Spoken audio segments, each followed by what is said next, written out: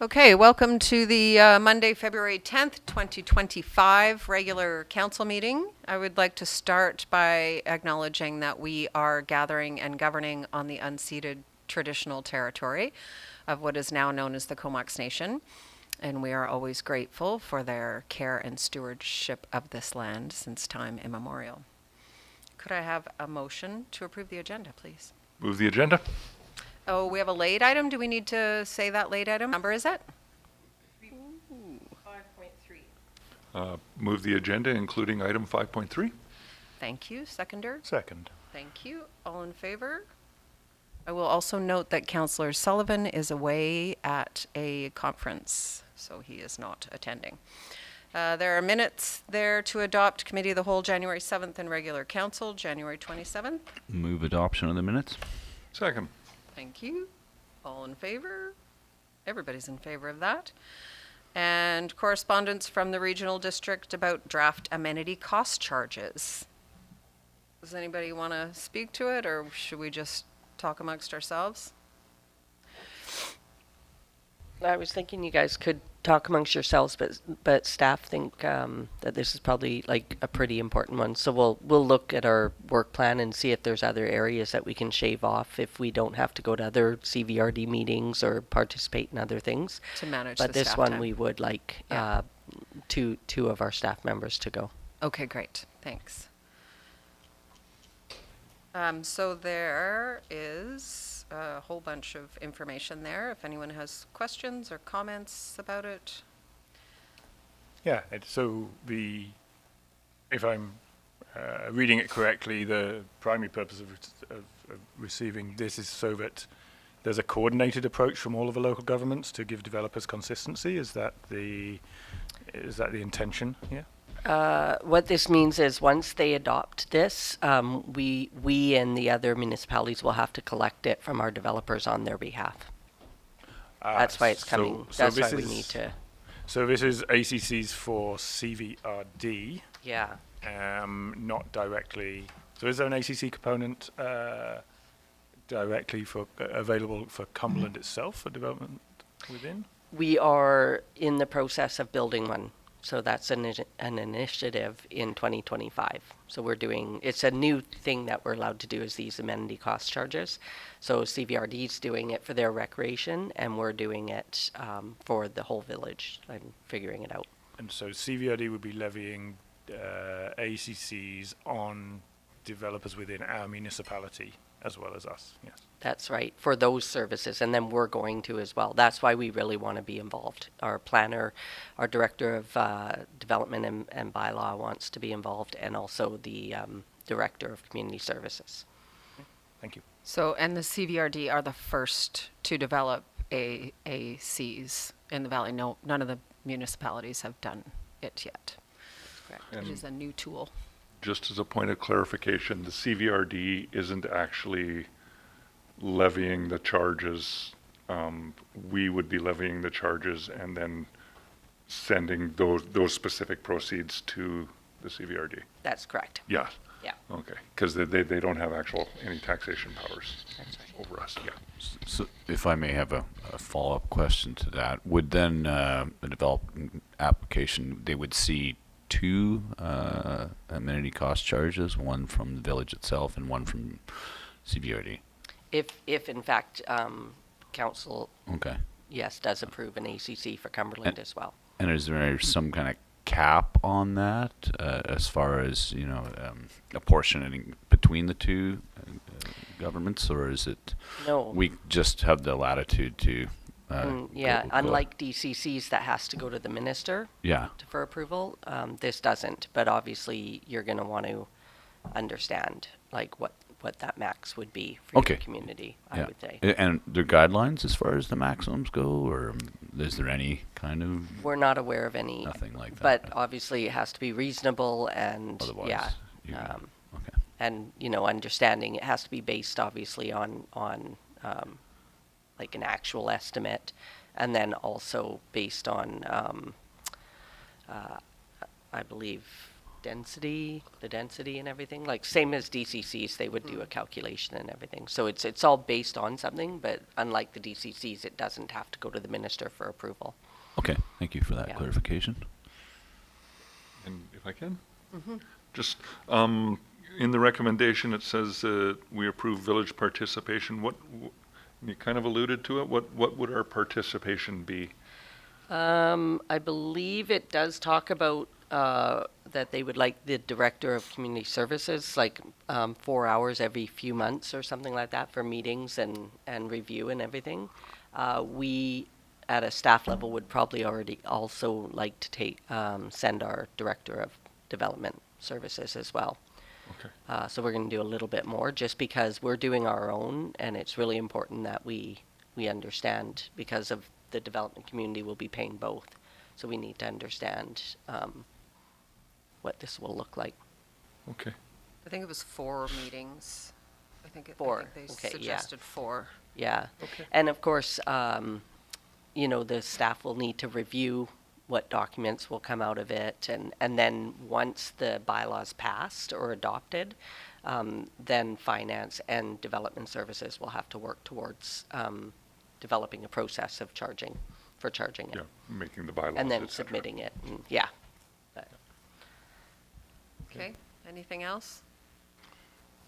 Well, I was trying to understand a little more detail, if I may. In this report on page 18 in our pack is a little table of current DCCs as a comparator. Page 18? Yeah, Sorry, I'm just getting there. I know. That's why I give you a moment. But I know you'll understand this very well, so I just wanted to ask you a quick question or two. Sure.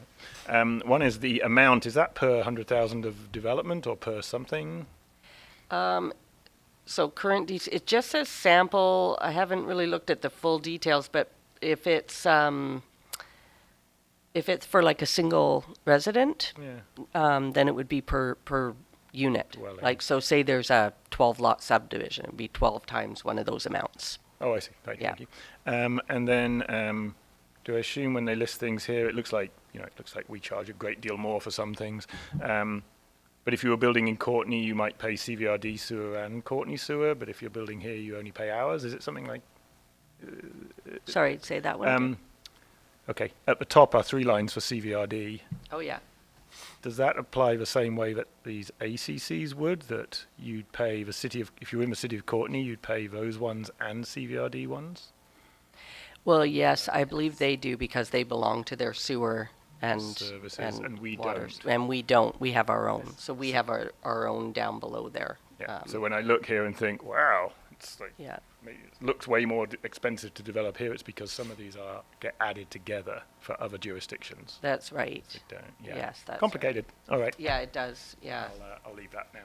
Yeah. And sorry, now that I'm looking at it, ours, it does look like a single family per unit.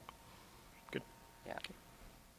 Thank you. Yeah, and there's a full report, DCC report on the website if the public or councilors are interested in finding out what we do charge.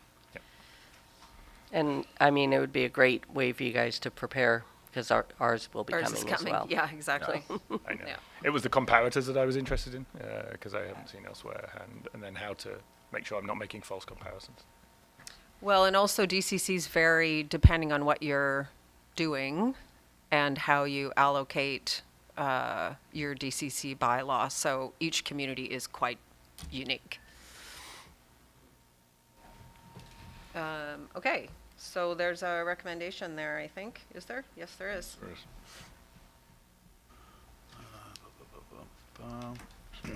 Scrolling back up here. I move the council approve village participation in the Comox Valley Regional District Recreation Commission development of a draft amenity cost contribution program for recreation-specific infrastructure. Second. All in You favor? got it. Timing is perfect. Take your pick. And that's carried unanimously too. And the second item is Comox Valley Airport Commission reappointment of Director Lewis to the board.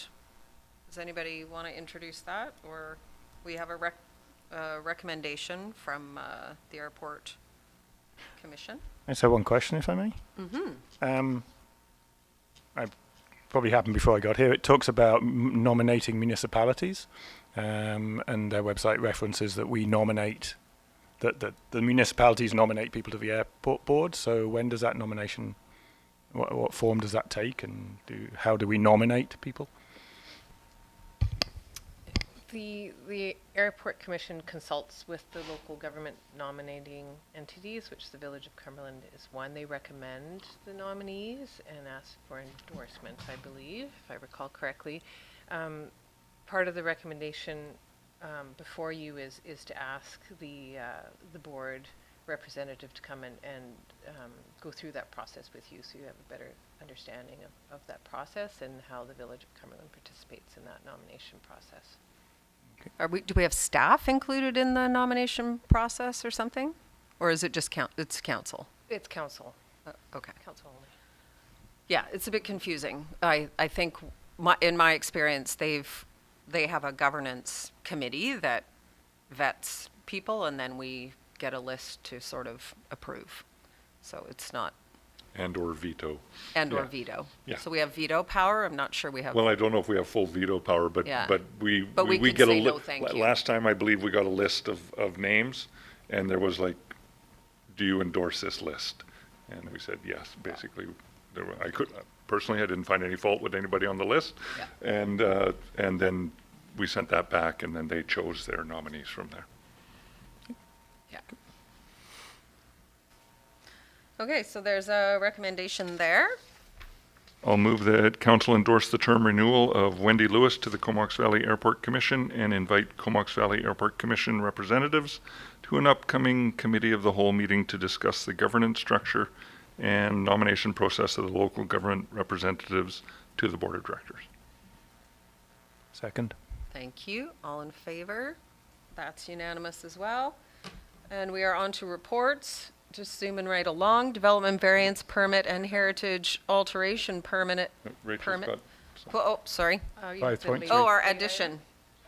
oh, 5.3. Let me find it. Sorry. False alarm. We're not going that fast. So I had a late request from someone from the BC Water Legacy who works with the BC Watershed Security Coalition for us to add our names, I guess, to a letter requesting further funding from the Treasury Board for the BC Watershed Security Fund. Apparently, the funding has decreased this year considerably, and they're looking for support to continue this very valuable work.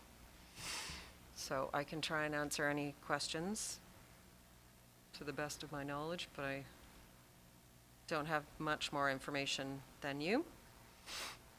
But there's a letter there. No, I don't have any problems signing our name to this. As you said, this is quite important work. Watershed security is going to be one of the thing. big ones as we move forward with climate change, et cetera. So, yeah, I don't have any problem. Thank you. Us Yeah, signing this letter. I think they've started some really good work. I've seen some really good sessions, both at UBCM and other conferences, and I think they're kind of gathering steam and building a workforce, and I just think that's really important work. We all need to drink water, so. Yeah, and I think that given we've got a great deal of leadership in our community from the participants in the Perseverance Watershed Initiative, I think it's really important that we sign on back to them this. up. Okay, so there's a recommendation there. Oh, is there? Is No, there? there isn't.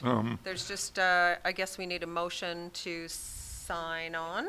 You sign on and endorse the letter. Okay. So I'll move that we sign on and endorse the letter at the request of the BC Watershed Security Coalition. Second. All in favor? That's carried unanimously. Thank you very much. Now we're on to development variance permit and heritage alteration permit 2739 Dunsmuir. Come on up.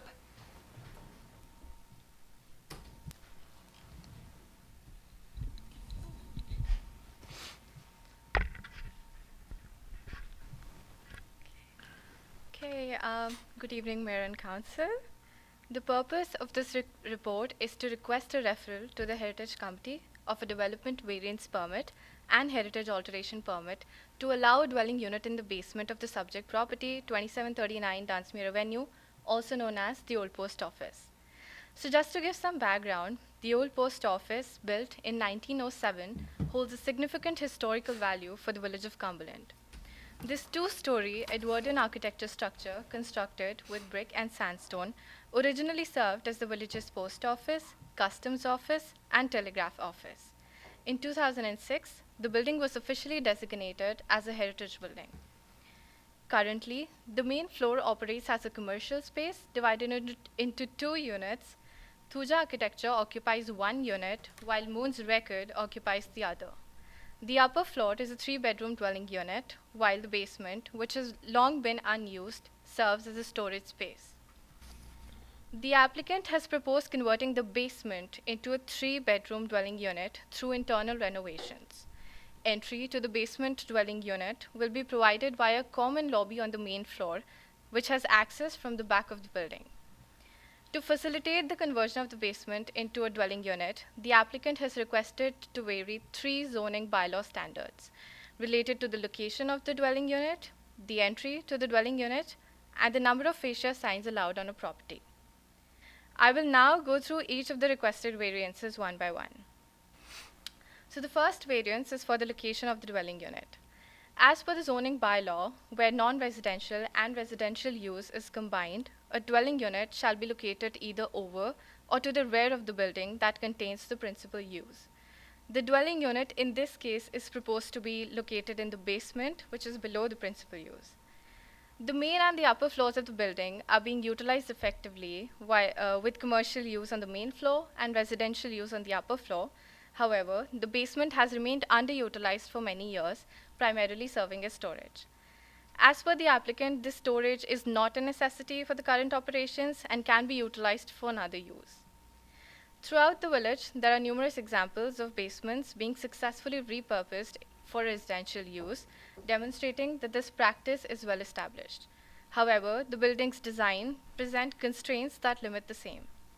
The relative rarity of basements on Dunsmuir Avenue and the emphasis placed on maintaining commercial uses as a primary street-facing function may explain why basement dwelling units were not considered in the VCMU1 zone. Furthermore, zoning bylaw regulations are not able to consider every possible situation, and the development variance permit is an appropriate tool for such unique situations. The second variance that has been requested is for the entry to the dwelling unit. So the zoning bylaw requires that in case of combined non-residential and residential use, a dwelling unit must have a separate exterior entrance. The applicant has proposed entry through a common lobby on the main floor, which can be accessed from the back of the building. While a dedicated separate exterior entry has not been proposed, the suggested entry could be acceptable as it is separate from the commercial unit's main entry, and the basement's access is restricted by the building's existing design and internal layout.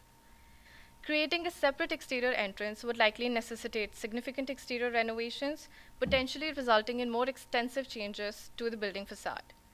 The proposed entry is already existing and located at the back of the building and hence has no significant impact on the commercial front. The third variance is to increase the number of fascia signs allowed on a property from 1 to 2. Currently, 1 fascia sign for the business Thuja Architecture is already existing on the property. To maintain symmetry of the facade and to provide certainty to any future business owners, the applicant has requested to allow for an additional 2nd fascia sign to be installed in the front.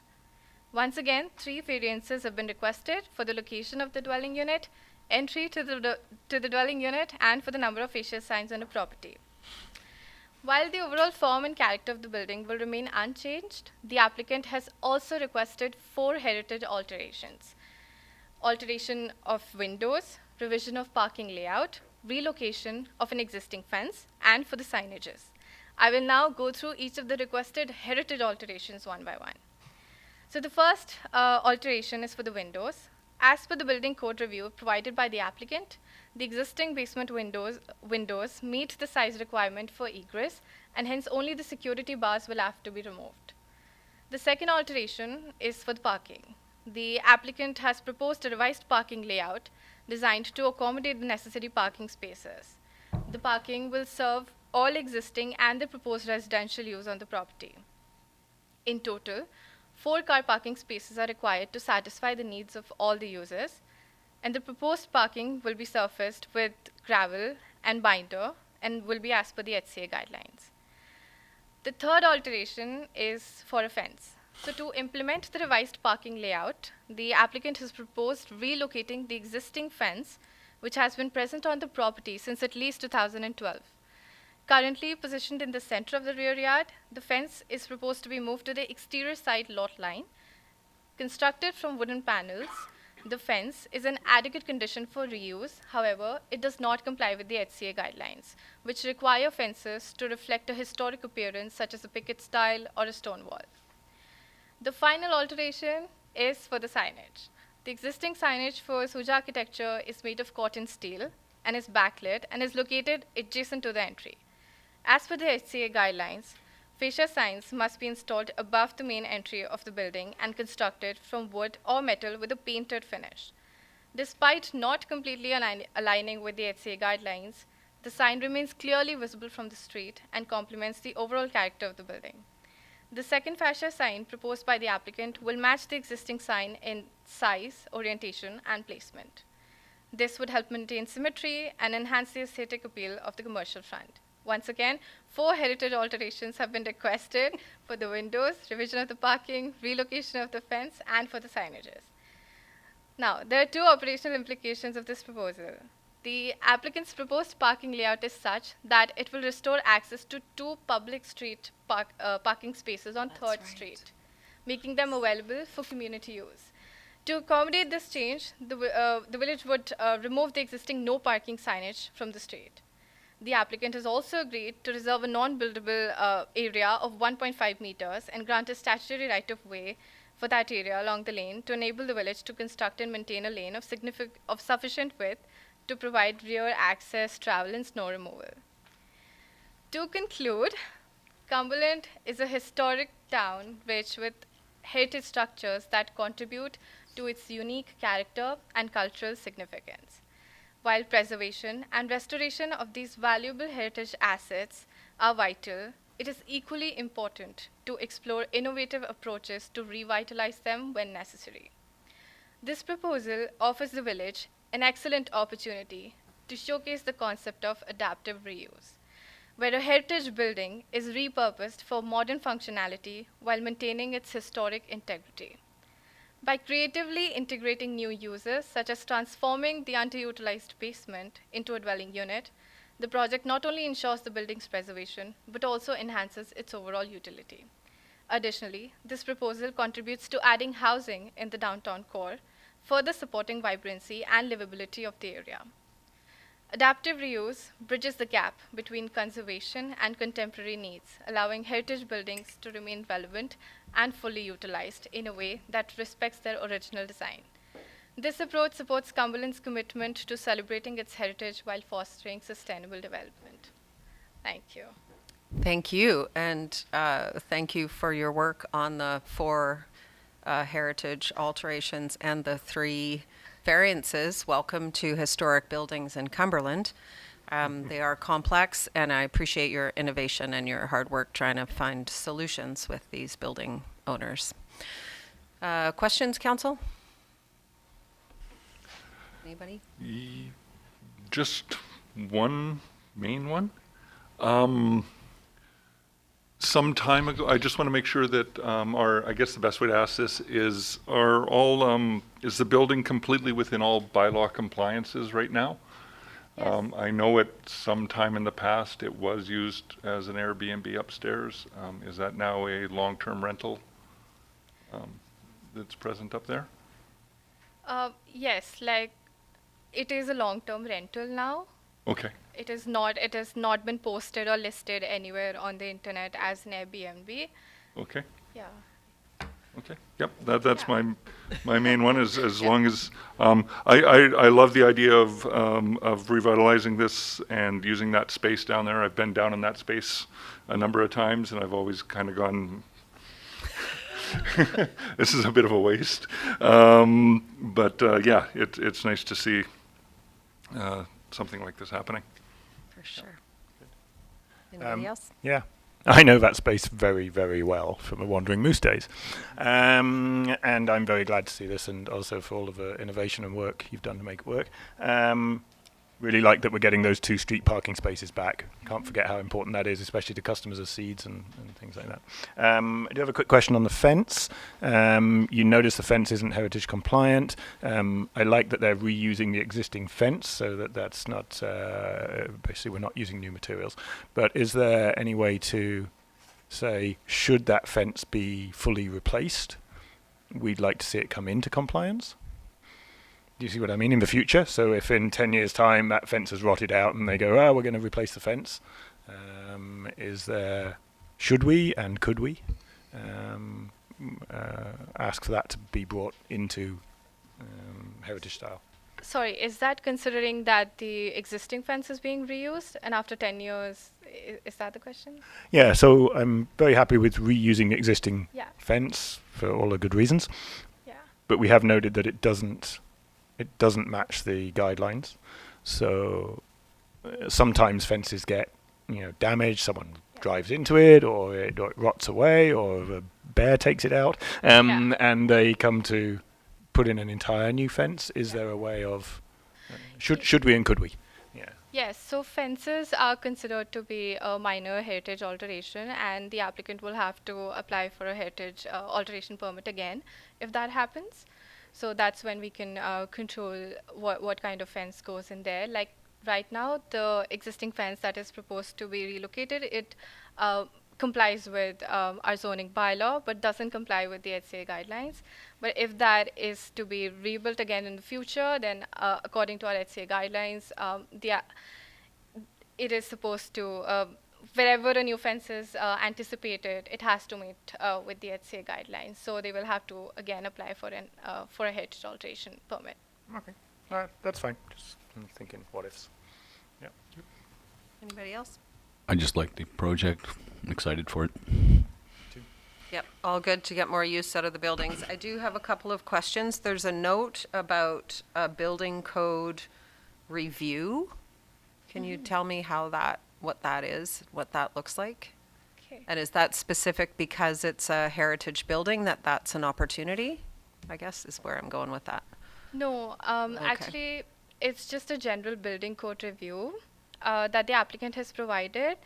Ideally, we would like to see plans to see Right. how the internal layout will be, and if it's even feasible from the point of view of building code. Because the building inspector would generally look at drawings and determine if it can be converted into a suite or not.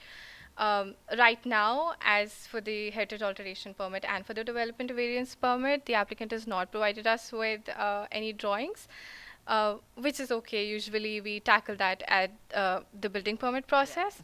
So it's just a supportive letter basically from the applicant saying that yes, the conversion is possible from the building code point of view. Okay. Yeah. Okay, and then my other question is around the heritage designation of this building. Do we have other buildings in the village that have a heritage designation, or is this the only one? No, we do have some other buildings which have. Because this heritage is not an designation. SOS, right? This is more than an SOS. More. I think the only other one, if I may, is the archway on the Legion. I think those are the only 2 in the whole village.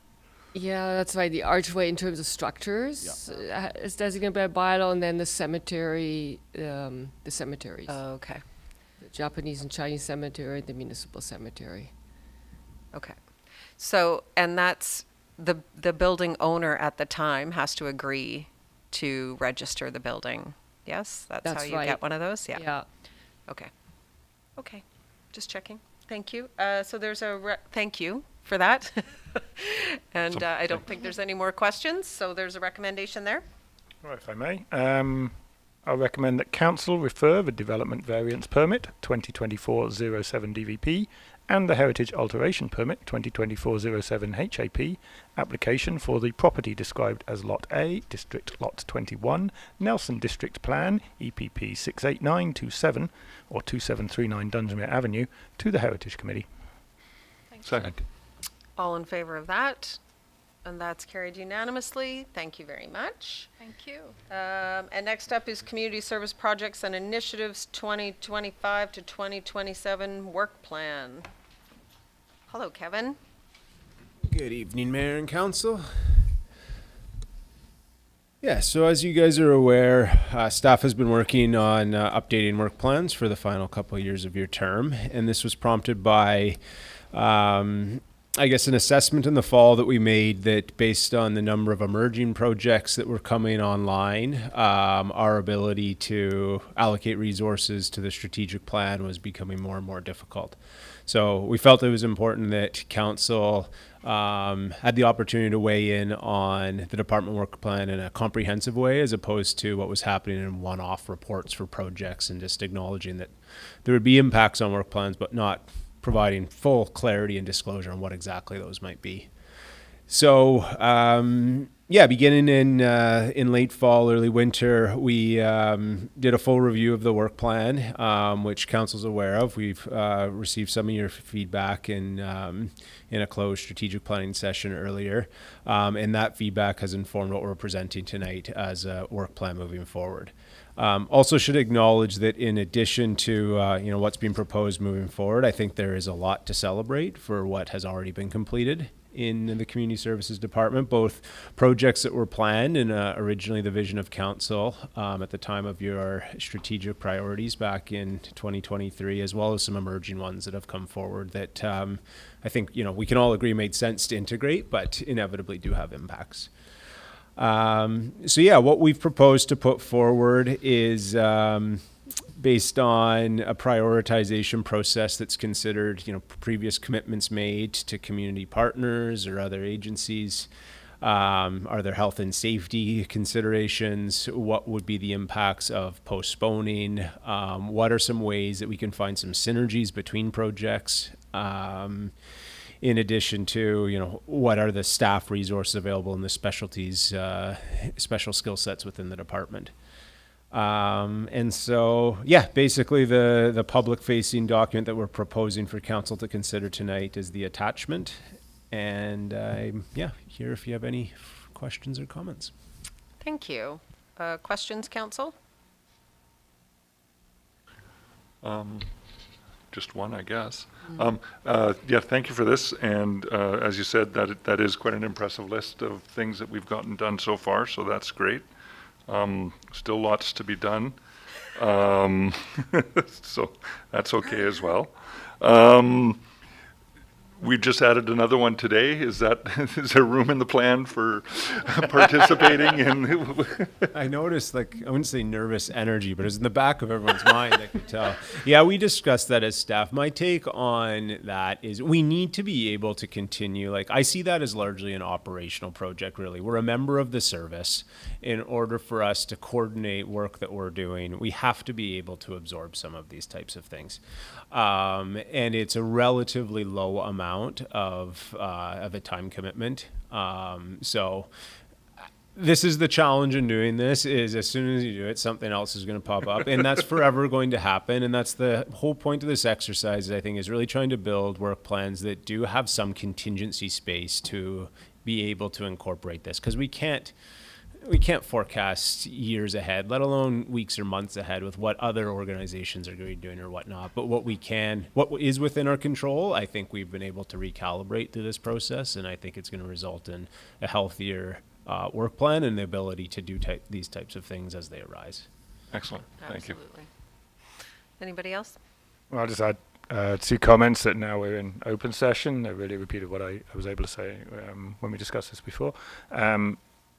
Firstly, this list, especially the public list of what's coming up, is a significant amount of work, achievement, and will be achievement, and effort. And these are not, there's a lot of things on there, and they're not small.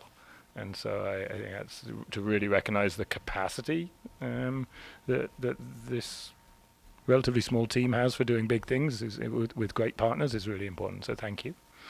And I'd also want to applaud the process of recognising the constraint, bringing it forward, doing all the work, and carefully planning, rather than us all just continuing to pretend that we can do everything we've all hoped we could do. So I want to thank you for doing that, and hope that that process gets applied wherever necessary within the organisation. Thank you. Thank you for those thoughts. I think, yeah, it's important for us to highlight, because I'm going to get your title wrong, Director of Community Services. Nope, luckily it's on the agenda. That your part of your portfolio is working with all these amazing nonprofits that do such good work in our community, but they're able to move much more quickly than we typically can, and so that puts a lot of pressure on the organization to respond in a timely way. And of course, we love the work they're doing, and so we all want to jump on, staff and council both. And so I just appreciate that we've had the opportunity to have this conversation, and we've figured out a way to sort of check our, when someone does bring a new initiative, for us to go, oops, let's just wait a minute and check in and make sure that there is actual time and capacity to manifest that project. And in a community where there's some really active nonprofits, that's not that easy to do. So I appreciate your hard work in that area, and also maintaining those relationships in such a good way. So thank you for that. The only question I have on the list is the JCLC work, and have we talked to them, and is there an outcome, or do you want to share that in the future, or how did that conversation go? Yeah, what's been discussed with them is a reduced scope, but still proceeding with the project. So the current discussion, a funding agreement has not been, Okay. an amendment to the funding agreement has not been finalized, but it would be a project of about a $200,000 value, of which a good chunk of that would be towards improvements and updates and interpretive signage and new fencing at the Japanese cemetery, and then 2 smaller sites that would share more of the story of the Japanese Canadian community's legacy, not only in the village, but in some of those regional, not at those regional sites, but share the story of that community in the region within the boundary of the village where we do have jurisdiction. So it's a significant rescope from what was previously proposed, given there is a significant amount of like sports field infrastructure at Village Park that just wasn't practical. But it still, I think, would be a meaningful project to the community, and in recognition of the contributions of Japanese Canadians to Cumberland. So I think we're working in a good way towards something that's sustainable. It's just not finalized, and I think once we have more information, we'll come back to council. Awesome. Thank you so much for your work on that as well. It's a really important organization. It's a really important community that was in Cumberland, but the project obviously was massive and a bit too much. So there's a recommendation there. Anybody? I'm trying to find it. I'll recommend that council approve the Prioritized Community Services 2025-2027 Strategic Project Work Plan as attached to the report dated January 24th, 2025, and direct staff to update the Strategic Priorities Quarterly Report to align with the updated work plan. Thank you. Seconder? Second. Thank you. All in favor? And that's carried unanimously. Thank you very much, Kevin. Council Code of Responsible Conduct Policy. Oh, God. Yes. Want it? Shall we talk about it again, or should we just pass it? You could just pass it. Council seen this at the committee of the whole at their last meeting. It's brought to you for approval and rescinding your previous code of conduct.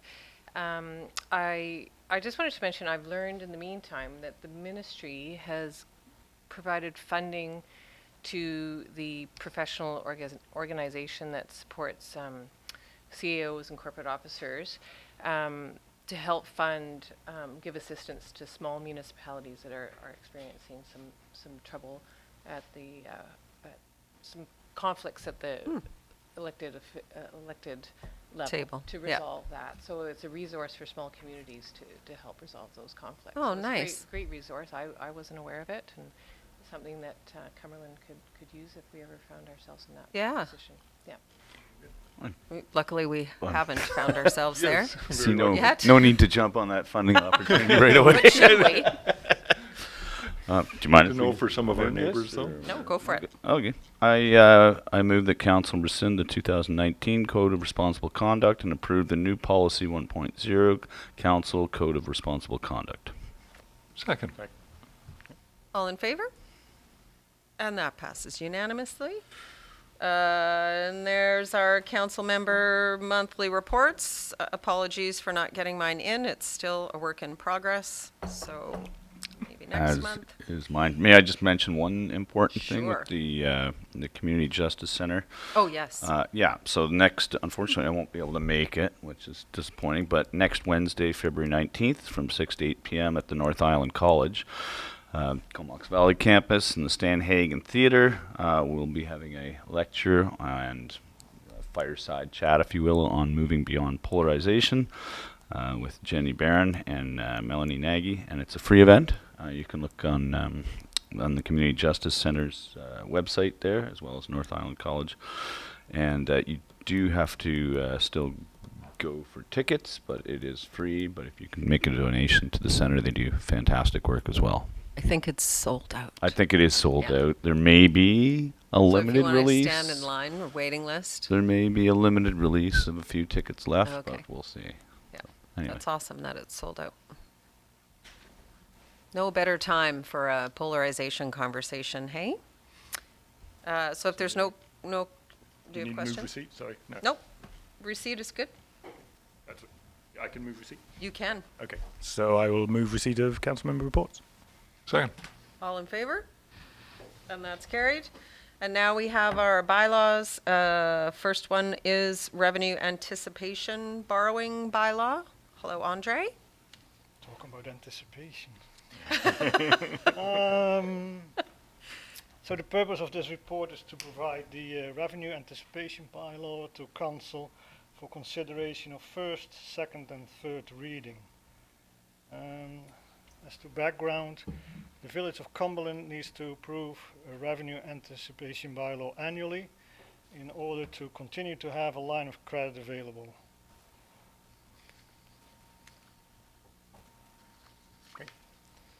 This revenue anticipation borrowing bylaw allows the village to temporarily borrow money in anticipation of future property taxes. And these are not collected until July the 2nd, 2025. And the line of credit available for the village is currently $2 million. But if this maximum it's currently $2 million, but if this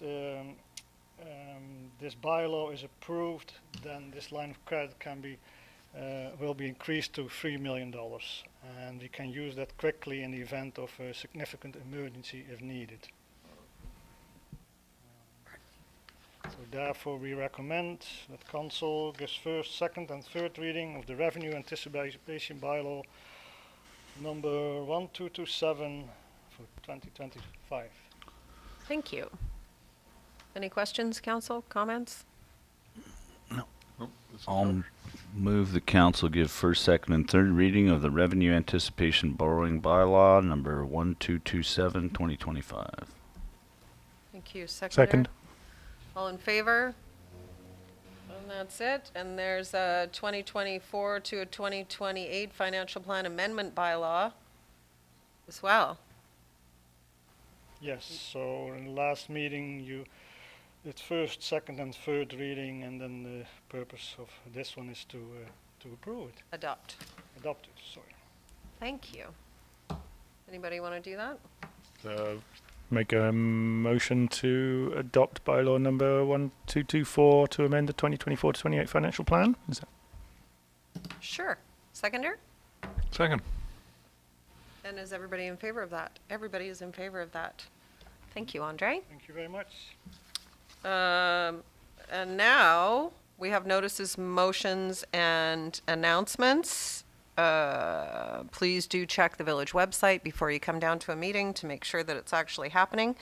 There is a Homelessness and Affordable Housing Committee meeting scheduled for February 19th at 9 a.m. in council chambers. And there is a Heritage Committee meeting on February 20th at 4 p.m. in council chambers. And did we look into APC? And if I could add one more, Oh, yes. the SWMP, the strategic, or the Wastewater. The wastewater management liquid waste plan management is plan. Oh, February that's right. 25th. Yeah. Is an open house for that one. And that one will be the last chance for the public to weigh in on that plan. Yes, and that is evening, right? I believe it's in the evening. There's two, and it's on the website. It And is I on the also website. posted it on the bulletin board. Yep. Come one, come all. Find out about your liquid waste management plan. And there's no APC. Okay. So we're on to questions then. Do we have any questions? We have an audience member. Do you have any questions about the agenda? No? No. Rachel, nothing online? Nothing? Okay. Well, then we adjourn. I'll move adjournment. Second.